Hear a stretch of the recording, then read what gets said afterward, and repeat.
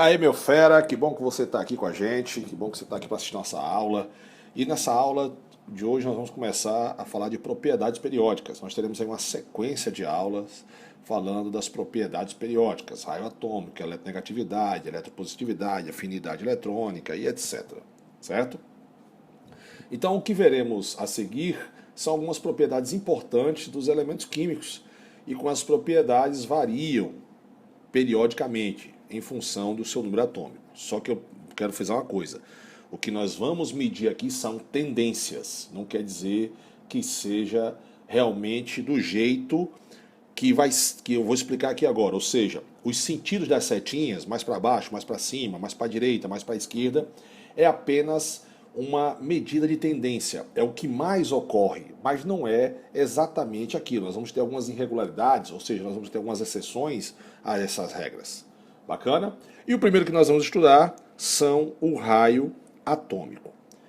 A primeira dúvida é como é que a gente mede um raio atômico de um átomo em que o elétron está em movimento em orbitais, né? Porque a medida do raio de um átomo isolado não pode ser feita com precisão. Porque você sabe que a eletrosfera não possui um limite determinado, certo? Nós não temos um limite na eletrosfera. Tá desenhadinho aqui, bonitinho, mas a gente não tem um limite, né?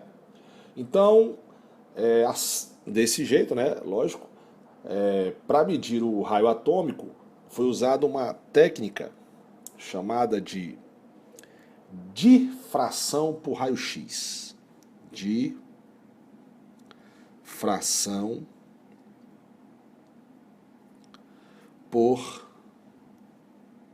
raio-x, que consiste em fazer um feixe de raio-x atravessar uma amostra de um material sólido constituído por átomos ou íons, né, de um único elemento. Esses átomos ou íons provocam um desvio na trajetória desses feixes, né, de raio-x que incide sobre eles e em seguida impressiona uma chapazinha de fotográfica, nessa chapa fotográfica, beleza? Então, na verdade, nós acabamos tendo dois tipos de raio, certo? Vamos pegar aqui, por exemplo, vou falar aqui um exemplo. Eu vou pegar aqui, faz de conta que eu vou pegar o O2, oxigênio ligado a oxigênio. Você sabe que o oxigênio ligado a oxigênio tem uma ligação dupla, oxigênio ligado a oxigênio.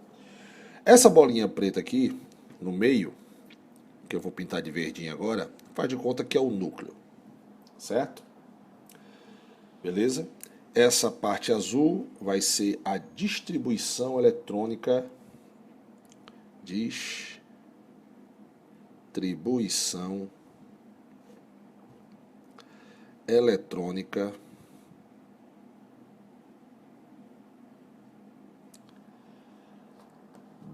na molécula, certo?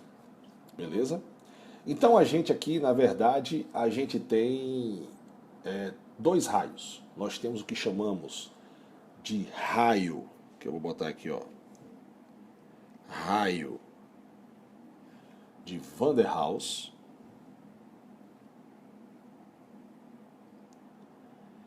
o que seria o raio de Van der Waals? O raio de Van der Waals seria o raio não ligante, é aquele em que os átomos não se ligam, né? O não ligante. E eu tenho aqui o raio atômico mesmo, que é o que a gente vai estudar. Nós vamos estudar o raio atômico. Esse raio atômico é um raio atômico que a gente chama raio atômico covalente. É por ele que vai ocorrer a ligação. Nesse caso covalente específico, porque uma molécula e a maioria das moléculas são unidas por ligação covalente. E, logicamente, a distância de um núcleo ao outro, essa distância aqui que eu vou chamar de D, é assim que eles medem o tamanho, né, da ligação química de um núcleo ao outro. Como é que vocês sabem qual é o raio, Sandrão? Porque como é que eu vou saber qual é o raio de de um átomo que a nuvem eletrônica não é precisa, né? Porque as nuvens eletrônicas não são precisas. Como é que eu vou fazer isso? Bom, aí é que vem. Eles medem a distância de núcleo ao núcleo. Você sabe o que a metade do diâmetro, né, de um centro de uma circunferência a outro centro de outra circunferência, eu tenho o que a gente chama de diâmetro. E a metade é quem? É o raio. É justamente esse raio que nós vamos estudar. Beleza? Agora, observação do Sandrão, muito importante. Observação do tio Sandrão. Que é a seguinte, nos gases nobres, no caso, né, como eles não se ligam com ninguém, então o raio dos gases nobres é um caso de raio de Van der Waals. Então, nos gases nobres, o que vai prevalecer é o raio de Van der Waals. Ok? O raio covalente, eu já ia me esquecendo, ele é chamado de raio atômico ligante. Então você já sabe, o raio de Van der Waals é como se fosse a distância do centro do núcleo até lá a última eletrosfera e tal. Seria como, não tem como você precisar, né? Já que nós temos o que? Na verdade, se você observar, parece, mas não é. É como se você juntando esses dois átomos aqui, parece como se você estivesse juntando duas bolas de bilhar, né? E fazendo a medição do centro ao centro. Mas não tem como ser tão preciso assim. Por que, Sandrão? Porque numa bola de bilhar sólida não ocorre o que ocorreu aqui, ó, a interpenetração de orbitais, certo? Então, na verdade, uma bola de bilhar, ela não tem essa interpenetração de orbitais que você está vendo aqui, certo? Que as nuvens eletrônicas estão se penetrando. Numa bola de bilhar, quando a superfície toca uma na outra, para, porque dois corpos não ocupam o mesmo lugar no espaço. Bacana?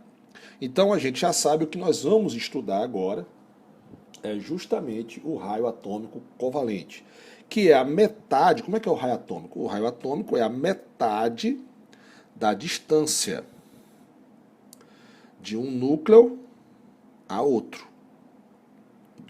O raio atômico, desculpa, é a metade da distância de um núcleo a outro. Isso é que nós vamos estudar. Nós vamos estudar o raio atômico covalente.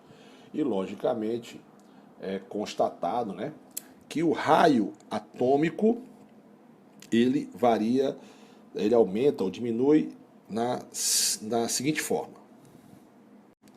Olha só, nós temos aqui a tabela periódica, né? Então, um raio atômico, ele aumenta nesse sentido. No período, quanto mais para a sua esquerda, maior é o raio atômico, certo? E quanto mais para baixo, na tabela periódica, maior é o raio atômico. Ok? Então o raio atômico aumenta no período da esquerda para a direita e aumenta da direita para a esquerda, desculpa, e aumenta na família de cima para baixo. Ok? Então a gente pode fazer o seguinte, por exemplo, na família 7A, quem tem o maior raio atômico, se a gente não incluir o astato, né, que tem pouquíssimos, e os novos elementos químicos que eu falei já nessas aulas para trás, que duram apenas minutos ou segundos, vamos fazer até o iodo. Quem tem maior raio atômico na família 7A? O iodo. Quem tem o menor raio atômico na família 4A? O carbono. Quem tem o maior raio atômico no quarto período? O potássio. Quem tem o menor raio atômico no quinto período? O xenônio. Porque o raio atômico ele aumenta nesse sentido que eu estou falando para você. Ou seja, ele aumenta mais ou menos, se você quiser fazer uma diagonal assim, né? Certo? Então tá aí, é uma tendência, ok? Mas a gente tem algumas observações para fazer para você aqui agora. Que tipo de observação, Sandrão? Deixa eu apagar aqui para fazer umas observações para você. Talvez não precise nem apagar. Ao invés de apagar, acho que eu vou fazer uma folha aqui em branco. Então vamos lá. Observação do Sandrão. Observação do tio Sandrão. Anota aí no seu caderninho. Primeira observação. Você tem que, lembrando que isso aqui é uma tendência, né? Certo? Então os valores dos raios atômicos nos permite observar duas tendências. Primeira tendência, Sandrão. Em cada coluna, o raio atômico tende a crescer à medida que descemos. Ou seja, nós temos uma tabela periódica. Então, o nosso raio atômico, na coluna, ele é de cima para baixo. Beleza?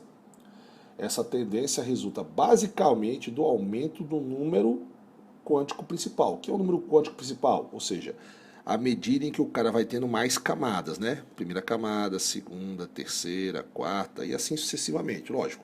À medida em que o átomo vai tendo mais camadas, K, L, M, logicamente o seu volume vai aumentando, certo? Então, à medida em que o nível vai aumentando, o nível, né, de energia vai aumentando, as camadas vão aumentando. E a segunda que você vai anotar aí é que em cada período o raio atômico tende a diminuir quando vamos da esquerda para a direita. Então, na verdade, ele aumenta nesse sentido. E o principal fator para o aumento, o principal fator para que isso ocorra é justamente a carga que a gente estudou antes de começar as aulas.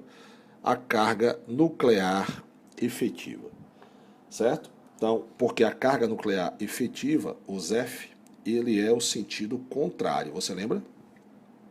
Né? Ou seja, a carga nuclear efetiva, ele aumenta da esquerda para a direita e de baixo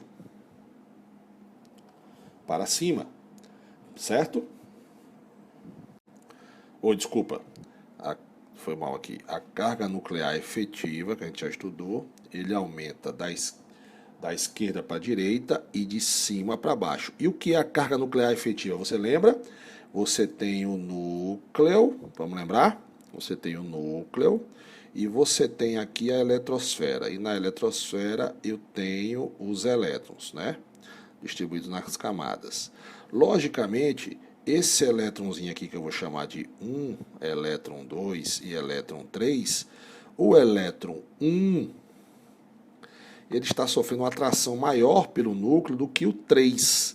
Então, na verdade, a carga nuclear efetiva desse número 1 é maior que a do 3, porque o 3, na frente dele, nós temos esses elétrons que estão fazendo a blindagem, ou seja, estão amenizando a intensidade de atração entre os prótons e o elétron. Beleza? Então, você tem que ter visto a aula de carga nuclear efetiva para saber por que o raio atômico aumenta nesse sentido e não no sentido contrário, né? Porque você imagina, não, Sandrão, eu tenho mais elétrons para a direita. Então, se eu tenho mais prótons, mais elétrons, será para aumentar. Aí é que está. Agora que eu vou lhe explicar o porquê. Preste atenção, vou fazer um desenho aqui para você entender. Então vamos lá. Eu peguei aqui como exemplo o lítio, que tem número atômico 3, e o boro, que tem número atômico 5. O lítio família 1A, o boro família 3A, mas eles estão todos dois no segundo período da tabela periódica. Os dois estão no segundo período da tabela periódica. Observe que o lítio ele tem 3 elétrons, então ele tem 2 elétrons na primeira camada e 1 elétron na segunda camada, subnível S. Já o boro, ele tem aqui 3 subníveis de energia. Tem 2 elétrons na primeira camada, tem 3 elétrons na terceira camada, mas em subníveis diferentes. Então, o que acontece aqui? Os elementos de um elemento químico que estão, né, que tem o mesmo nível de energia, ou seja, estão com os mesmos números de camadas, ou seja, aqui está as duas camadas. Para esses carinhas, a gente não pode utilizar apenas os níveis de energia como critério de comparação de raio atômico. Porque, na verdade, o átomo é um sistema elétrico. Então, você já anota aí, ó, o átomo, na verdade, ele não deixa de ser um sistema elétrico. Um sistema elétrico. Esse não, por que um sistema elétrico? Porque ele contém cargas positivas no núcleo e cargas negativas na eletrosfera. Então ele é um sistema elétrico, certo? E a atração próton-elétron, agora presta atenção, essa atração aqui, prótons que estão no núcleo e elétrons, tendem a diminuir o raio atômico, certo? Mas em compensação, a repulsão, né? A repulsão elétron-elétron tendem a aumentar o raio atômico. Então é bem simples isso aqui, ó. Lembrando que da frente eu tenho a blindagem, né? Os elétrons blindam. Então observe que aqui eu tenho 3 elétrons. Opa, eita.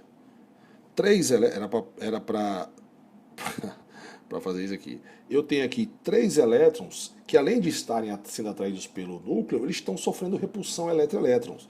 E aqui eu tenho 5, ou seja, a repulsão aqui em cima de um elétron, ou seja, do último elétron, do elétron mais distante do núcleo, de maior energia nesse caso aqui, já que estão todos na mesma camada, lógico que a repulsão aqui é maior.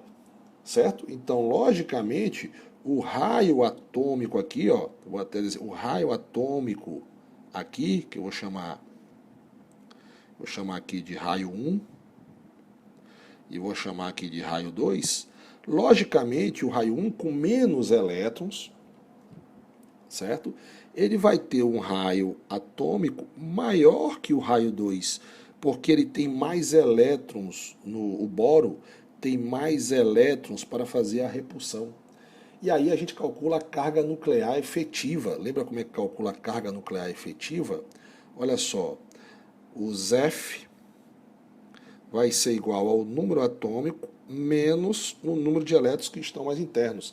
Então, por exemplo, o F aqui no lítio vai ser total quantos elétrons? 3. 3 menos 2, 1. E aqui no boro, quantos elétrons eu tenho? 5. Então, 5 menos quantos que estão na frente? 2, que vai ser igual 3. Então, a carga nuclear efetiva é maior no boro, fazendo com que esse raio atômicozinho aqui seja menor. Você tem aqui, na verdade, se você quiser raciocinar assim, um raciocínio, né, que não é o correto, assim, 100%, mas você pode usar. Quantas cargas positivas eu tenho aqui? 3. Quantas cargas positivas eu tenho aqui? 5. Beleza? Então, o efeito dessas 3, eu tenho 3 cargas positivas empurrando esse elétron para cá, e aqui eu tenho 5 cargas positivas empurrando esse último elétronzinho, né, que seria o P1, para cá. E ainda tem mais. Além da carga, além de ter mais cargas positivas aqui do que aqui, você observe que eu tenho mais elétrons aqui blindando essa atração entre esse elétronzinho aqui e o seu núcleo. Ok? Então, por isso que o raio atômico ele aumenta nesse sentido aqui, ó, no período mais para a sua esquerda, devido à carga nuclear efetiva. Veja como é importante você ter estudado primeiro a carga nuclear efetiva. Eu quero aqui fazer uma outra observação que a gente pode fazer aqui, continuação aqui embaixo, ó, que é o seguinte, em relação aos gases nobres, né? Essa generalização que eu estou fazendo para você aqui exclui totalmente os gases nobres, certo? Os carinhas da família 8A. Por que, Sandrão? Porque esses carinhas aqui, eles tendem a viver isolados, né?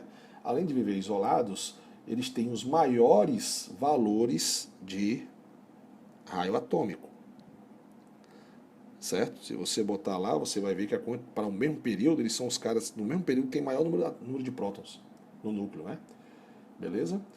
Então, a tendência é que eles fiquem afastados um dos outros, mesmo isolado. Porque, na verdade, somente em temperaturas muito baixas, beleza, que é possível você conseguir com que um átomo de gás nobre se aproxime e estabeleça alguma interação. Mesmo assim, ela vai ser muito, mas muito pequena, entendeu? Isso faz com que os valores que os caras verificam experimentalmente para seus raios atômicos sejam bem maiores do que o previsto na teoria, certo? Bacana, galera. Então espero que vocês tenham entendido o quanto é importante a carga nuclear efetiva para o tamanho de um átomo, né? E porque no mesmo período o raio atômico aumenta da sua direita para a esquerda. Bacana. Na família é lógico, né? Vai aumentando, então logicamente o raio atômico vai ficando maior. Agora, na próxima aula, nós vamos falar sobre o raio atômico nos íons. Não perca na próxima aula não, tá bom? Um abraço e bons estudos.